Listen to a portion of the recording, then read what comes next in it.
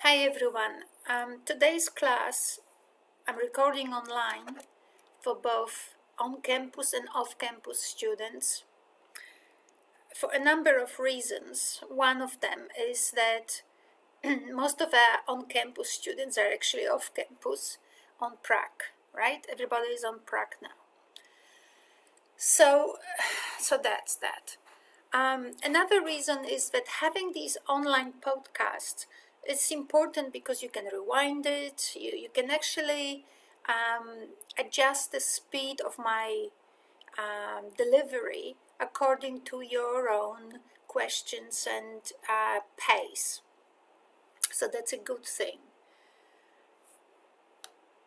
It is not a very simple class today, so I will be doing a lot of stopping and switching between different documents, so I can actually cover as much of the questions you might have and that I can predict. So in assignment 2, you are requested to construct a sequence of 5 lessons. Now, let's assume, to give you some space so that you can actually reveal how much you have learned in ELA 200, we might assume that each lesson is 2 hours, which is not an unreasonable assumption. A unit of work. Many of you may not know what's unit of work, but most of you have heard of project-based learning, right? So people think of units of work in many different ways, but I have a pretty narrow definition of it. For me, a unit of work is a sequence of experiences that you plan for in order to enable students to engage in a long-term project so that they can build rich experiences and rich connections or rich associations, if you wish. Typically, a unit of work, even with little children, will take many weeks. 5 weeks, 10 weeks. Certainly for the purpose of ELA 200 assessment, you will not produce the entire unit of work because that's gonna take you, quite a while. And when you engage in the production of these 5 lessons, you will begin to appreciate how hard it is to actually plan an entire unit of work for, say, minimum 5 to 10 weeks. One thing that I will say now before I one day forget is once we all submit our units of work for assessment in week 12, I strongly suggest that we all copy and download from the units of work of each other. It really doesn't matter what grade your student friend has gotten. The question is what ideas were covered, right? Or maybe you can just browse through each other's assessments and actually pick the ones you think are good and save them for yourselves so you can actually tweak them, change them, but you can build on your peers' idea so that once in school you've got 100 of plans as opposed to starting with your own, right? And then another one, and then another one. There's no need to reinvent the wheel. We can learn from one another. Now, if you hear my voice is funny, I got terribly poisoned in Indonesia, and I don't know, it somehow affected my voice, so I can't get it back. So that's that. So, again, so you are not required to produce the whole unit of work. You are required to produce 5 lessons. Now, they are connected, right? So which aspect of the project-based learning sequence you will address in those or capture in those 5 lessons, it's up to you. All right? So what's most important is that you have you address the criteria of assessment, and they are in the assessment task. I'm not gonna go there. This is assignment 2. You know where to find information on the LearnLine, and if you don't, just ask on the discussion board. But basically, you got you open the assessment task and it says, you have to produce I don't know, a pedagogy or a definition of literacy. I can't remember how it starts, but definitely a rationale of your class. So you will need to explain first what grade you will be planning your unit of work for, and you will be required to explain pedagogically what is it that you will be doing and why. Now, one thing I wanted to say, I usually don't do it in ELA 200, but I will make an exception this semester, and here it comes. It's a kind of exception and a trap, so there it comes. I will be teaching you how I would design and think of designing learning experiences for a unit of work, right? For 5 lessons. So I will teach you how I would do it. Now, some of you might be used to different ways. I'm very happy for you to use a different way of addressing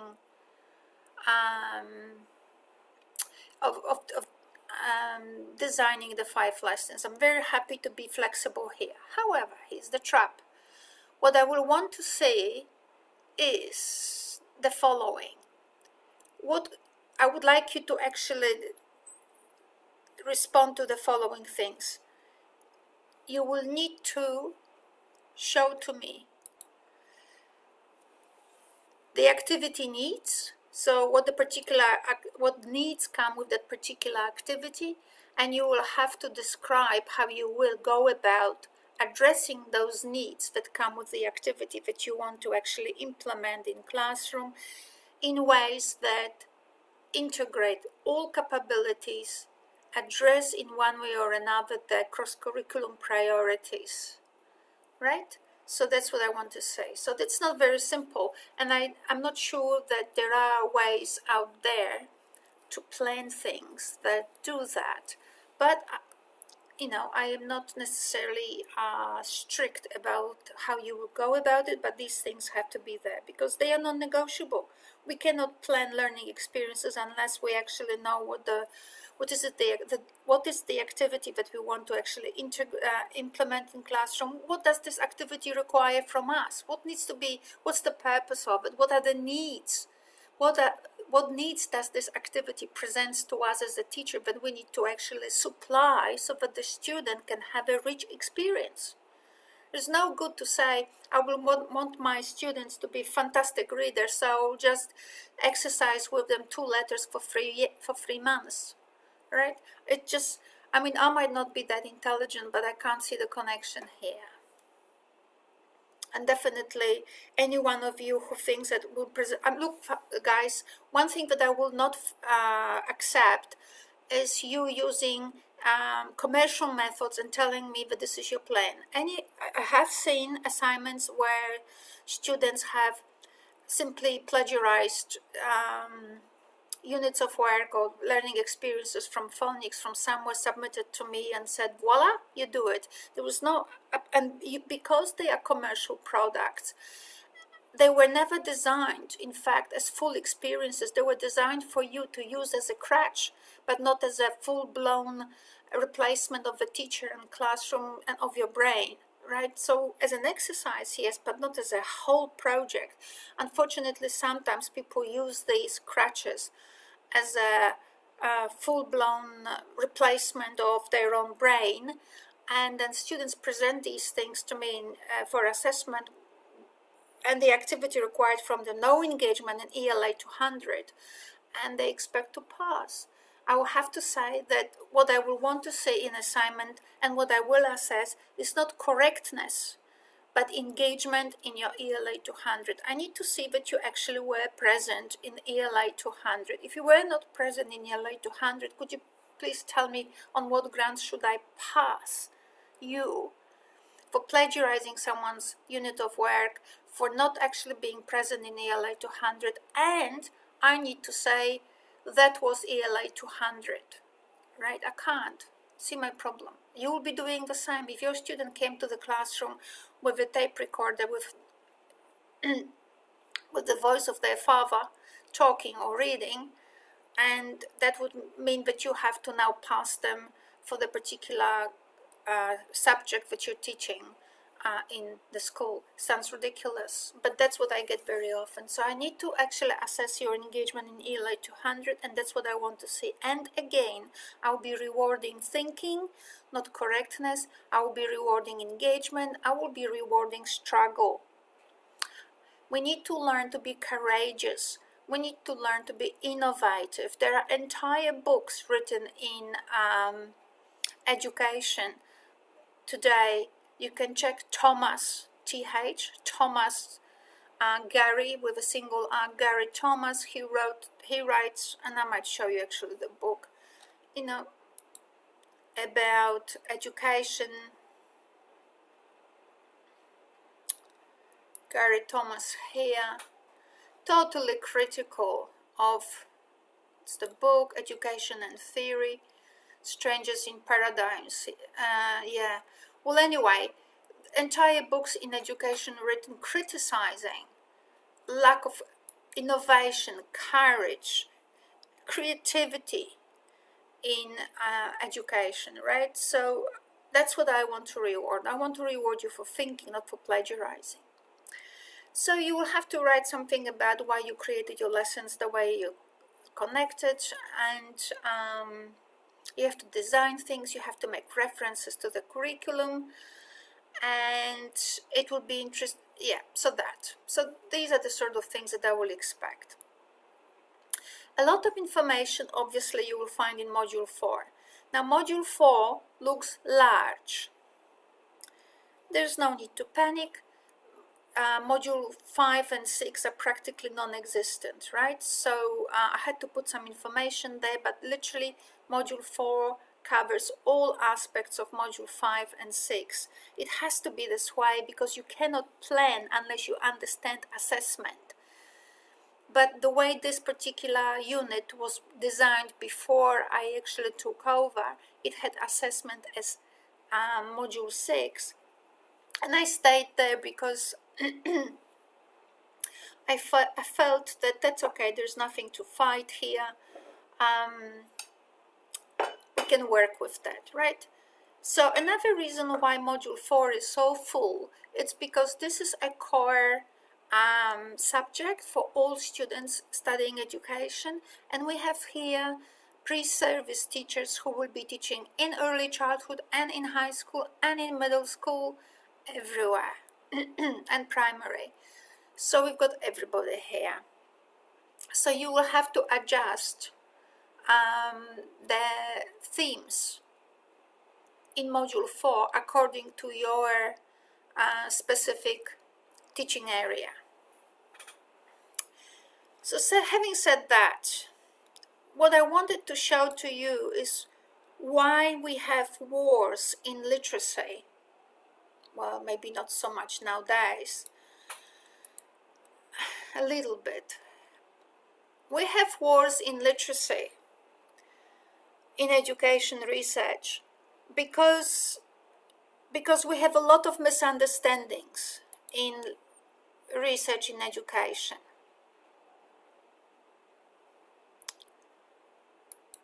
This is from my PhD, I might show you. Okay. So you will see what, and I'm not, this is kind of like overview a little bit before we go into nitty-gritty, but it's very interesting. So, and I want you to understand it. The problem between the theory and practice. Everybody is aware that there is a problem between theory and practice. What the theoretical eye sees, it's not necessarily what actually is happening in the student's head. If a teacher knew what is happening in the student's head, then the teacher should get a Nobel Prize, because he'd be or she'd be the only one on this planet able to have this knowledge, right?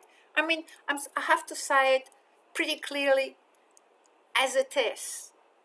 right from the beginning, so that we don't fool ourselves with comforting sentences like, I know my students' needs. How? Publish it quickly, so that you can publish the method and the understandings on which you build your revelations and get a Nobel Prize. These things come to us from long way back, and I just try to find you to show you how long way back. So we all would swear that we don't teach this particular way, right? You can see the picture. You have children. Look at this. So this is a monastery or maybe 19th century school. No difference, right? So some of you who are from Asia, my ELA 200 students, need to understand that a lot of things that are happening in education and in schools obviously didn't get invented because a school got built. Particular practices that are now a norm in schools basically were transported from earlier models of teaching, and those were happening in monasteries, right? In monastery people were not studying in monasteries, not in all monasteries. In some monasteries people did build disciplines like philosophy and so on, but I'm not an expert in that area, so I'm not even sure whether they were really studying philosophy or whether they were thinking in 5,000 different ways about how to confirm the existence of God. It could be both. But anyway, in monasteries, people were studying only one text. Does it sound familiar to you when you ran to the classroom with one book and today we read this book? Just watch it. So they were studying one book, and there was this teacher in the middle, and the teacher's role was to make sure that the way you read and interpret the text was exactly the way how the teacher or priest wanted you to understand. Otherwise you're evil, right? That was the thing. So everybody had that, and you see, you could call it a tablet. You know, the dream people had that one tablet per child. It was back then, right? The tablet had the only thing that it needed to have, which is this particular holy book, and everybody was looking at the book, and it was all lovely, and it was all lined up. Our children in classroom are still lined up like this. And what has changed? Well, here I have this other picture. I probably found it on Google. Where else would I find it? Maybe somewhere else. Anyway, I can be sure that most of you would say this is already different, right? Very different from this. But I'm not so sure, right? And since it is a lecture, I don't have time to ask you questions. But these are the sort of things you might ask yourself as you look at things. How can I be thinking? How can I turn myself into a thinking person and refuse to be, shaped by a lecturer like me or other lecturers into a sort of product of their little imagination and fantasy or experiences, right? You need to actually, we're giving you our tools, but the only person responsible for the quality of your life is you. And part of your way of teaching is the quality of your life, right? So quality of your life is, how much money you may have. I don't know whatever values you have, but if you go to school, you are the one responsible for what you will deliver. So I'll give you some tools, but I really want you to actually start learning to utilize your own brain and actually trust that you have one. The reason why I'm saying this is because a lot of times there's a lot of pressures on teachers, and there's a lot of pressures everywhere that actually want to remove your brain and replace it with someone else's brain, be it Hati's brain or be it someone else's brain, be it my brain maybe, I don't know. So you're listening, and then at the end of the day, you need to learn strategies of how to herself or himself become, or yourself become a critical participant in all these conversations. So how do you compare this picture with this picture? What questions would you ask? How many teachers do you see, for example? How many students, What's the ratio between teachers and students? Pretty much the same, hey? What do you think is the person here in the yellow shirt? You know, you can only see his sleeve here. What do you think he's thinking? Is he thinking the same as the girl in the white shirt pointing to a text? You don't know. That's very important. You don't know.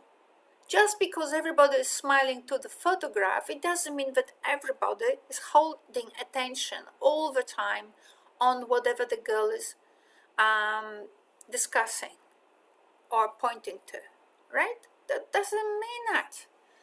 So what we have, one teacher, many students, the same thing, one text, everybody. Now this is actually even better because actually everybody here on this picture has one tablet. Here we're having just one text, so not everybody might be actually seeing it. Remember, people don't see the world the same way. Some people have different eyes and different capacities. So anyway, one book, just like there, everybody's studying one book. No difference, just a bit modernized. You know, we've got color, we've got smiles, but pretty much the same. So, you know, this is probably, this form of teaching was happening, I don't know, say, well, this is 18th century. Well, that's even better. But might have been happening even before the 18th century. And wind up the clock, and 300 years later, same thing. You tell me, how many people over the last 300 years have studied education, have done professorships in education, have done PhDs in education, and what is it that the priests got it so right that 300 years later we're doing the same thing?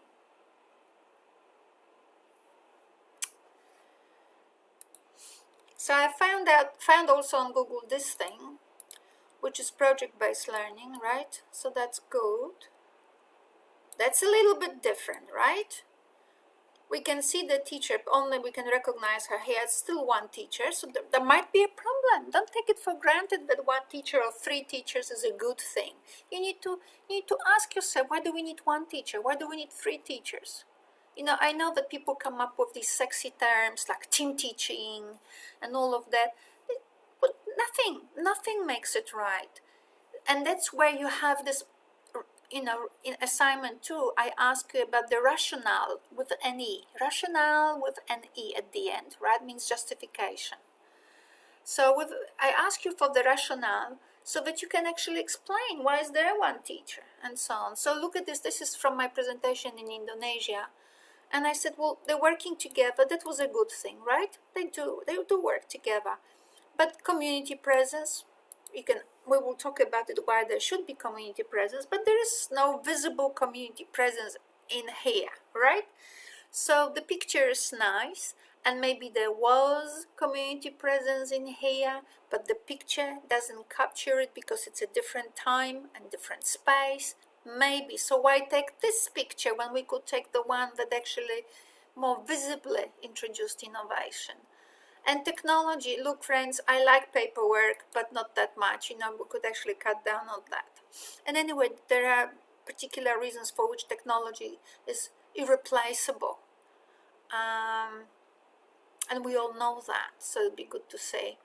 But, you know, at least this is different now, different arrangements of the table, people a bit more relaxed, people looking at things, maybe comparing things, working with many materials, not just with one text. So here's a difference, right? So that is a good thing. And why it is good, it's a subject of my discussion with you today.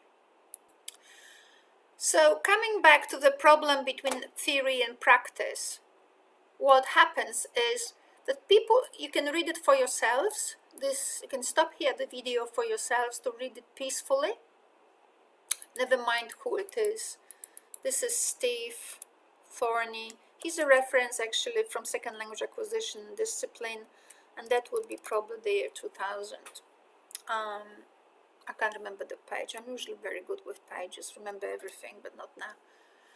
So the problem with, so as you can see, the theory and practice is what you think is happening. What on the one hand you have to theorize. We theorize all the time. So you have to theorize what you do. But on the other hand, you cannot replace students' thinking and students' head with your thinking about what he or she might be thinking. You get it? Right? It's very simple.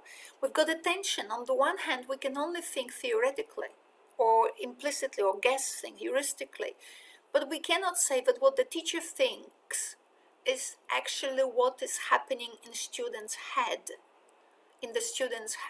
And it's very important because that's where research sits. Research needs to now look for ways of how to now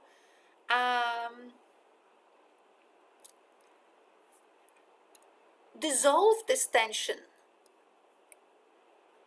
so that we don't need to act on the students with terms that violate students' freedom and capacity to think. Maybe there are other ways where there is no tension, and in fact theory is very helpful and yet can be used in ways where the student is actually still exercising his or her own agency, will, freedom, need to understand, right?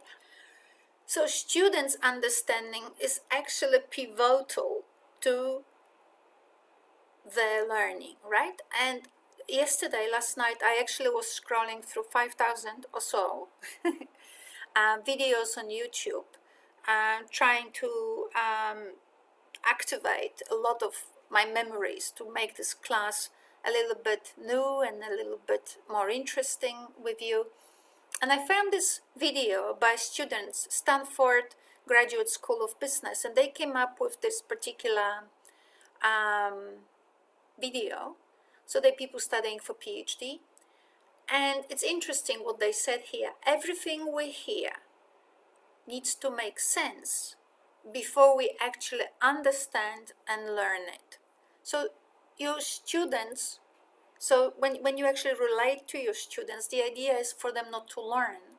The idea for them is first to understand their place in the activity, all the elements that are actually now being are impacting on them, from outside, so that they can actually engage and they can actually begin to understand and learn. So students' understanding is student engagement hinges on them actually making sense out of everything around them. So that's the most important element of your teaching, right? Thus, do you construct the experiences of students in a way that enables them to actually make sense of everything that is happening and their place in it? So you may have noticed that a lot of things I do make references to neuroscience. Now, so when you go through the units or through different subjects that we're doing in the program of education, you will hear terms like constructivism or constructionism, and you will hear that people construct information. But how many of you have asked construct from what? Very often we don't ask this question because we would say, implicitly we kind of understand, well, they construct from the elements I give to the student, right? If that was so simple, that wouldn't be a problem. We wouldn't have problems in learning because, I explain, you know it, right? I explain, you understand. And very often it is also believed in education that the only reason why students didn't really understand it was because the teacher didn't explain well. This is like back again to the 19th century or 18th, wasn't it? So it's not the case. It's not the case. I don't have time in ELA 200 to go into the nitty-gritty of what's happening, but to cut it short, when we're dealing with students, we're dealing with their physiology, with their mental capacities, with their particular, especially when they are younger, but even when they are 18, they're still not fully developed. And what happens is we don't have a brain that just naturally absorbs reality and learns from other people. Each of us does it according to particular patterns that worked for us. And sometimes we escape the the judgmental eye of the teacher, because we seem to be doing fine in the class, right? We still can get good grades. Well, maybe not high distinction, but credit, right? So that's good. They think it's our fault. We think it's our fault. But very often, it's simply the fault of the systems that are put in place that do not necessarily correctly activate our brain in order for us to understand, to grasp, or to work with concepts in a way that we could. And we could do it better than under the circumstances, right? So when we work with students, we're dealing with actually complex physiology that had developed for the last, to believe, evolution, say for example, more or less 4.2 billion years. So we're very, very old. We have very complex brains. And this video I picked up from the guy who is the father of neuroplasticity, Merzenich. I forgot his Christian name. And you can see here that when we have a normal reader, so all of us who develop language, we get this little, I call it a bump, but it's not a bump, so don't massage your skull. It's just an activation area on your left, on the left side of your bottom left of your brain, right? But what happens is a normal reader has those two elements, well, actually has, I think only one of them could be just for language, and one, anyway, we have two of them here, so let's go with the picture. Have two brain areas activated, and when we see here dyslexic person doesn't have them, or pre-literacy person will not have those red areas, right?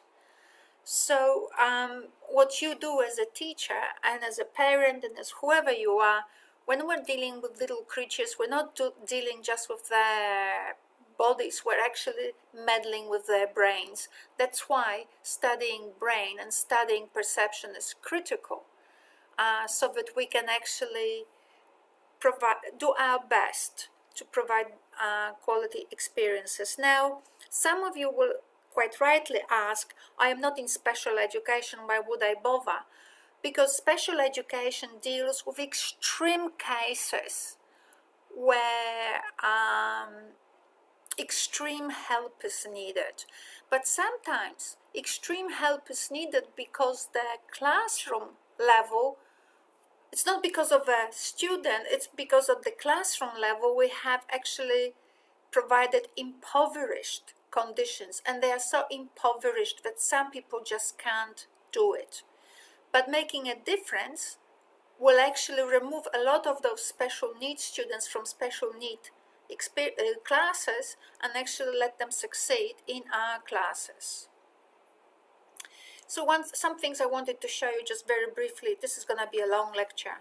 So once again, everybody understands that brain is all about information coming in. So I said it swam through the networks of your brain.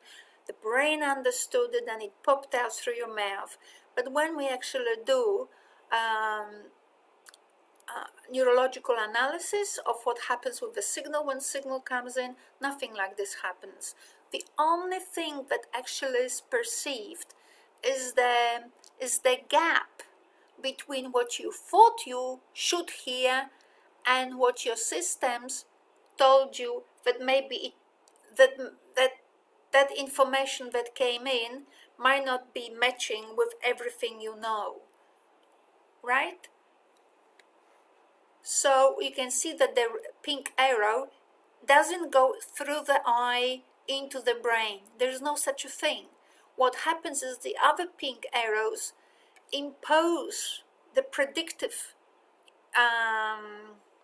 understanding of what the pink arrow should be signaling, and they interact with lower, so those higher systems interact with lower systems in order to check or gauge the extent to which these predictions were correct, and that the best match becomes the output.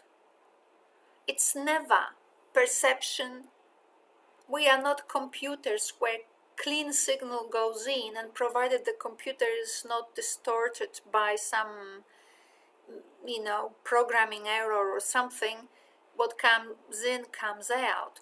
We are interpretative creatures. That's how we survive, because we only need to understand as much as it helps us to live. If we were to understand everything, we would be autistic. Autistic children have a problem of filtering information. They absorb so much information that they are continuously in pain because their brain is in spasm and their neurons are in spasm. Their body hurts, their head hurts, everything. Okay, so the signal comes in. What happens now, the body imposes the brain imposes its own systems of understanding on the signal, and the best match that the brain can come up with is the output. It never is one-to-one. One other thing I wanted to say is, I might find this. So very often we think that that what happens is that information comes in, information comes out. We never actually see any objects. We see things we see aspects of things. So we don't see a chair, we see contours, we see features, we see colors, we see types of things, right? We assess them familiar, unfamiliar, and so on. We see lines. It's very funny because you could swear you see your husband, right? But how many times did we see our husband and then we came closer and it wasn't that person, right? So there's a reason for it, and it wasn't your eyesight. It's just the way the brain generalizes things. It's very important because when in this aspect here, where do I have it? Here I talk about technology, right? Everybody recognizes this framework. I can't really, okay, everybody recognizes it. And here I talk here about forms of support, right? And I talk about technology. Well, part of the use of technology could be how many opportunities do you give to your students to play with different aspects of information so that they can understand a concept from multiple perspectives. So not the concept like mother, but the concept of A, right? It can be in, I will go into it later on, but not just in one way. A, and I don't have a problem with it, but that's not the end of a day. There are many ways in which A can be experienced, and that's what technology can do irreplaceably. It can provide us with 5 million different exercises, activities, and ways and games in which we can experience connections between sounds and enable students to play with it so that they can actually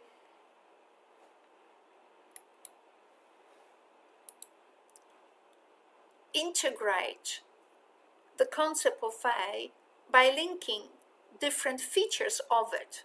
So those activities that we might use or design should actually have, not be just one type of activity, one type of game, but different ones, so that different aspects of a particular thing get activated, not always similar stuff. So we process information through emotions. Remember, we've learned it already. We're way ahead in Module 4 because we've done it before. So emotion processes everything. So the signal that something is wrong, something is unknown, begins in the right hand hemisphere, right? Then what happens? Then the student instantly experiences some form, it's a negative emotion, right? then we think as teachers, well, we need to pacify it, and we need to cuddle the student, and we need to put information straight into the left-hand hemisphere, but we know it's not the case, right? So what's it is, because the fundamental emotions are fundamental to learning, right? So first information happens in the right-hand hemisphere, and now the question is, how can a student feel at peace in order so that they feel that they've mastered thing. Now we also have learned from Peterson for assignment 1 that form of mastery will not happen until actually the student is asleep, right? So not in the classroom, it will not happen in the classroom. So why are we trying so hard for it to happen in the classroom? What should happen in the classroom is something else. It's a pacification, but of a different kind. And Peterson says it very clearly. Allow people first to freeze. Oh my God, I don't know. Then what pictures need to emerge? I think I had it in one of the PowerPoints, but I don't know where I have it now. So pictures, or my images, like what might be in the dark room, right? So the pictures, so the student builds hypothesis. And then what the student needs to do is to actually build enough hypothesis to compare and contrast, right? So discerning. But the discerning cannot be outside of the student. It has to still happening in the right hemisphere, right? So all of this is about minimizing the fear, the initial fear that the unknown piece of information has generated in the student, but minimize not by you stroking the students, but by students throwing increasingly more hypotheses and checking them against each other, so that they can, okay, so it's more like this, it's less than like this, right? Oh, this is more like this is less like this, right? More and more and more. That's why I talk about compare and contrast a lot, and we'll go back there.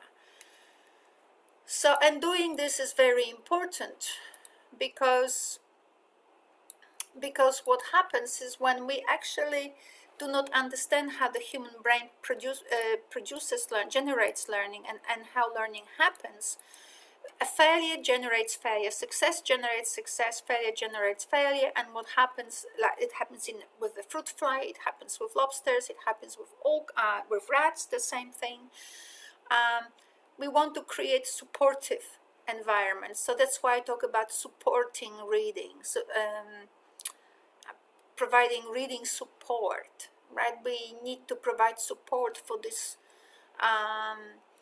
for success, not necessarily for information going right to the left. That will happen overnight, but in the classroom what we need is for students to be enabled or feel permitted to play with crazy hypotheses, right? So not with, oh, did I get it right, I'm a good girl or a good boy. No, there's a space here for all of us. We can click on this and play with that and guess this and do something else, so that we can generate different pictures and then start discerning between them, so that we can actually abstract principles from all of that behavior, so that we can master processes. And when we go to sleep, the brain will think about it, will sleep on it, and will tap into the left hemisphere the outcomes of all this rich learning.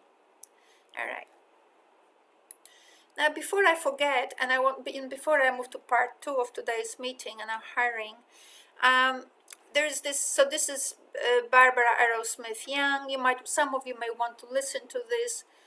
These are the people that created huge changes in our understanding of brain plasticity and how we can help children with tremendous difficulties. Now, just because you may not have in the classroom children with tremendous difficulties doesn't mean that you cannot learn from her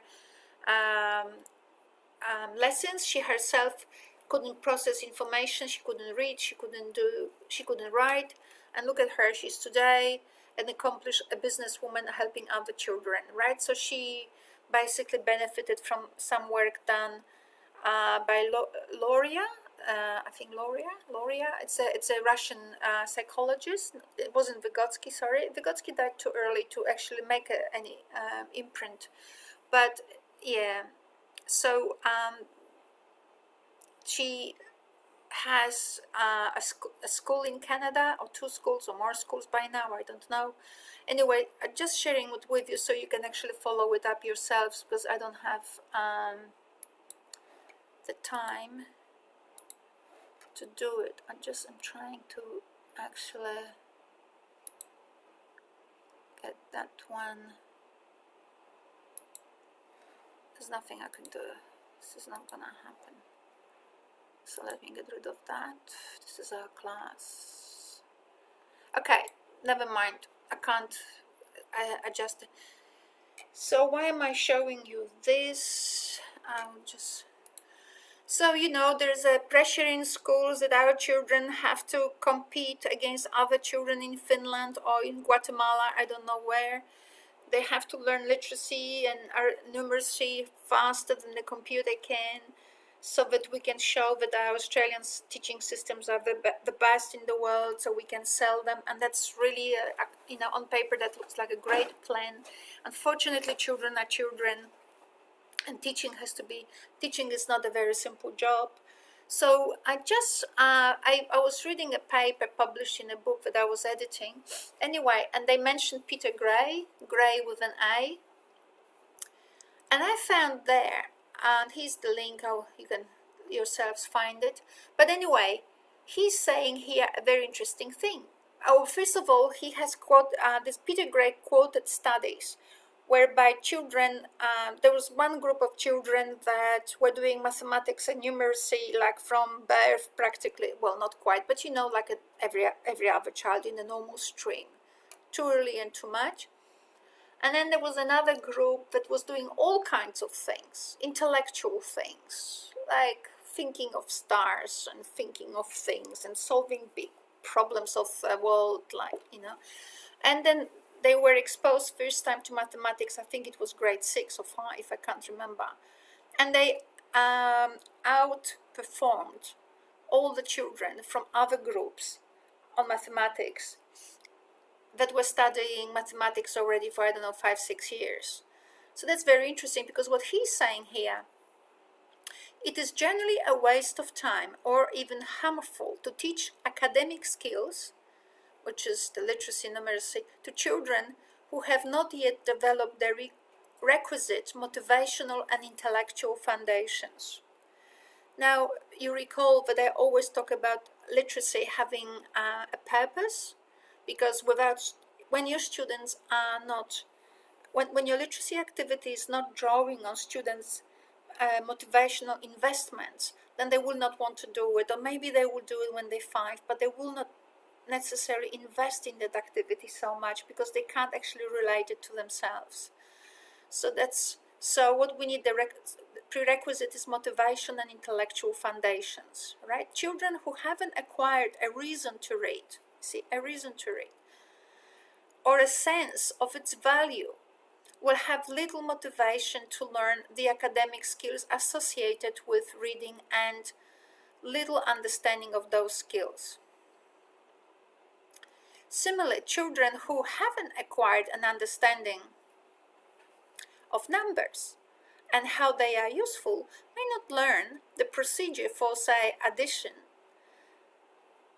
May learn the procedure for addition, but that procedure will have little or no meaning to them, right? So we're dealing with human beings who are products of evolution, and their brain developed to help them live. Their brain didn't develop for them to imitate computers' work, right? So our children are not robots, and we're not actually recording information onto their brains. We're giving them a reason, and that whatever we have for them is actually enhancing their lives, augmenting the meaningfulness of their lives. Augmenting, meaning enhancing the meaningfulness of their lives. And that's what inspiration, which is the first phase of a unit of work, is about. What's in it for them? How do you inspire students for them to actually grab your activity and hope nobody else will do it before them, right? That's the idea. So this is still introduction to what I wanted to talk about, but I'm throwing these things that because they are just loose ideas I just had yesterday, and I might do that. So before I systematize everything, I just want to share with you some of those loose ideas. So some of them is Barbara Arrowsmith Young. I just showed you her and her schools in Canada. Okay.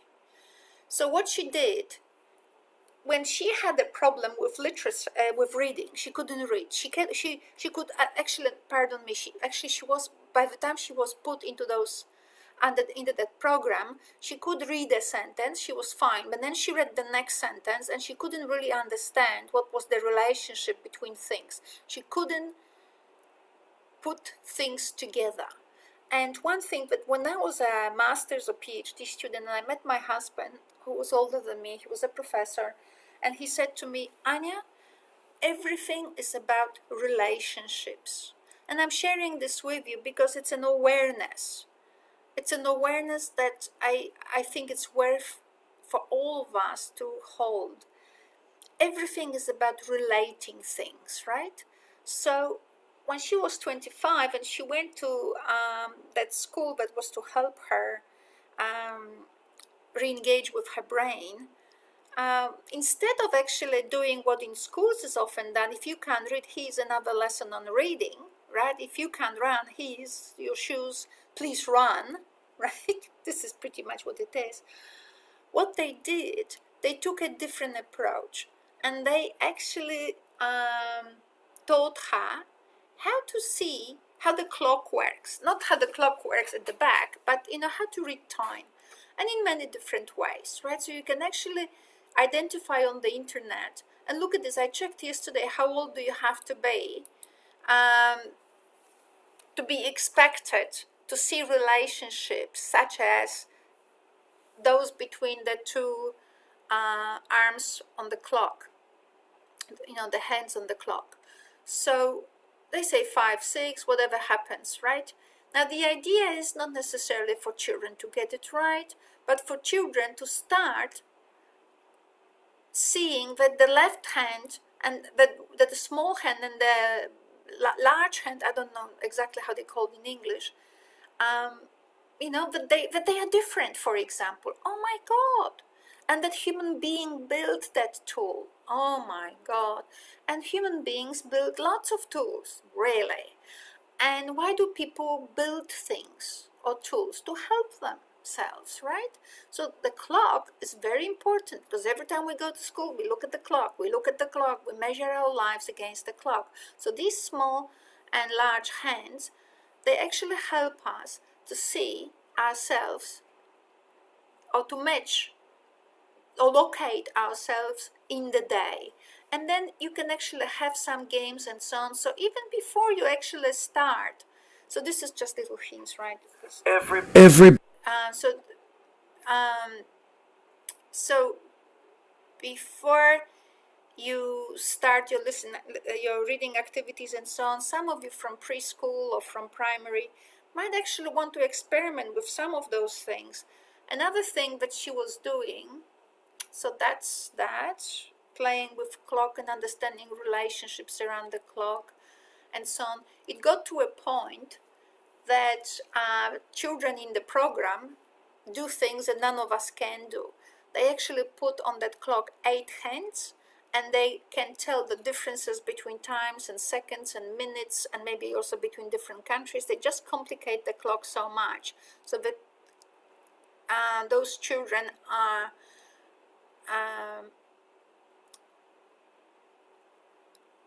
overloaded with demands, and they can cope, right? So it's like when you become a runner. In the beginning, you can't run 20 meters, and then you can run 20 kilometers. So that's the thing. That was one idea from those schools. Things like tracing characters. I have spoken about those things in our module 4, where I talk about calligraphy classes, inviting a Japanese person. It should be an alphabet that is unfamiliar to children. So something like Russian, something like Chinese or Japanese. I'll show you, maybe not today, maybe another class, or I'll just point you to in part 2, I'll create part 2 and I'll point you to resources with those things. Tracing characters, first large, then small, or small, doesn't matter how large are these things, are very good for children developing not so much as motor skills for writing. You can call it this way. But what the children do is developing relationships between lines. Remember how the brain perceives lines and the contrast between lines. So parallel and vertical, angles, all of that. That's how the brain perceives things. So it's not continuous writing, I love my mom, or Ania, Ania, Ania. You know, so there's room for that too, but there's also room for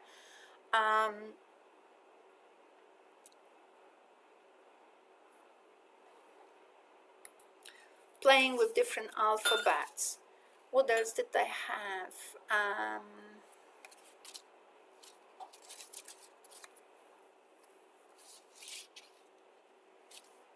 In that video, yes, they talked about connecting literacy activities to the social world, which is how we will be doing as well, through purpose and also by looking at emotion as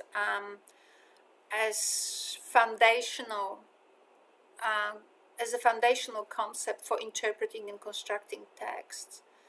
So far so good. Let us go now into how to actually arrange, how to plan your teaching.